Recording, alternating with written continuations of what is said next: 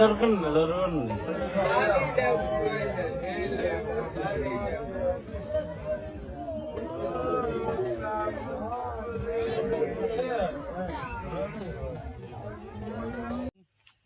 মহান আল্লাহ পাকের নামে শুরু করছি। আজকে এই ব্লগটা করা যেই বিষয় সেটা হচ্ছে বর্তমান সময়ের আলোচিত বিষয় রাসেল ভাইপার, একটা আতঙ্কের নাম।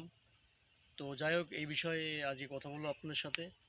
এই রাসেল ভাইপার সারা বাংলাদেশে ছড়িয়ে গিয়েছে। আগে শোনা গিয়েছিল উত্তরবঙ্গের দিকে সাপগুলো বেশি দেখা যাচ্ছিল, কিন্তু এটা আস্তে আস্তে ডে বাই ডে এটা আপনার শরীয়তপুর মাঝে শোনা গিয়েছে। এখন দেখা যাচ্ছে যশোর সহ এই নড়াইল অঞ্চলেও ওই সাপ দেখা দিয়েছে। সেহেতু আমরা সবাই সাবধানে থাকবো, সচেতন থাকবো। এই সাপটা অনেক একটা বিষাক্ত সাপ।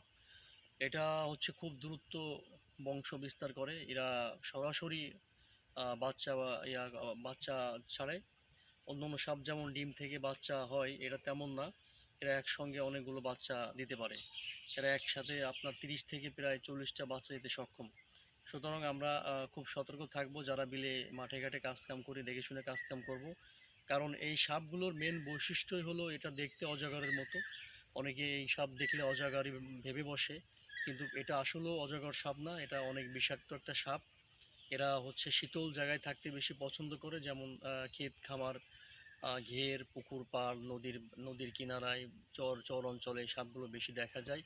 তো সুতরাং আমরা যারা এই চর, মাঠঘাট, বিলে কাজ করি তারা খুব সতর্কভাবে দেখে শুনে কাজ করব, যেহেতু এই সাপটা অনেক বিষাক্ত।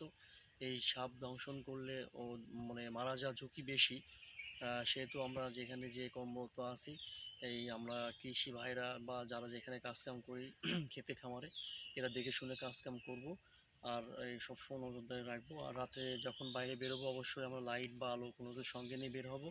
কারণ বর্তমানে এই সাপটা চারিদিকে ছড়িয়ে পড়েছে। আর যেহেতু এখন বৃষ্টির সময়, এই সাপগুলো হচ্ছে বৃষ্টি হলে ওরা উপর দিকে আসা শুরু করে।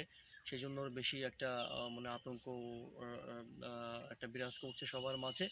তো আমরা ইতিমধ্যে টেলিভিশনে নিউজ মাধ্যমে দেখতে পাচ্ছি যে এই সাপগুলো আসলে ব্যাপক আকারে বাংলাদেশে বিস্তার শুরু করে দিয়েছে। আর এটা নিয়ে অনেক আলোড়ন শুরু হয়ে গিয়েছে। আমরা এটা দেখব এবং যেসব নির্দেশনা আছে সেগুলো আমরা দেখে শুনে চলবো।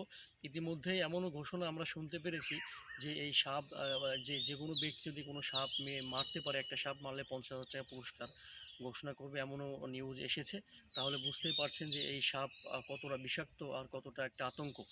সুতরাং আজকে এই ব্লগটা আমার তৈরি করা আপনাদের উদ্দেশ্যে, এই সতর্কতামূলক একটা ভিডিও তৈরি করার উদ্দেশ্যে আজকে এই ব্লগটা তৈরি করা। যাই হোক, সবাই সাবধানে থাকবেন, ভালো থাকবেন। সবাইকে ধন্যবাদ।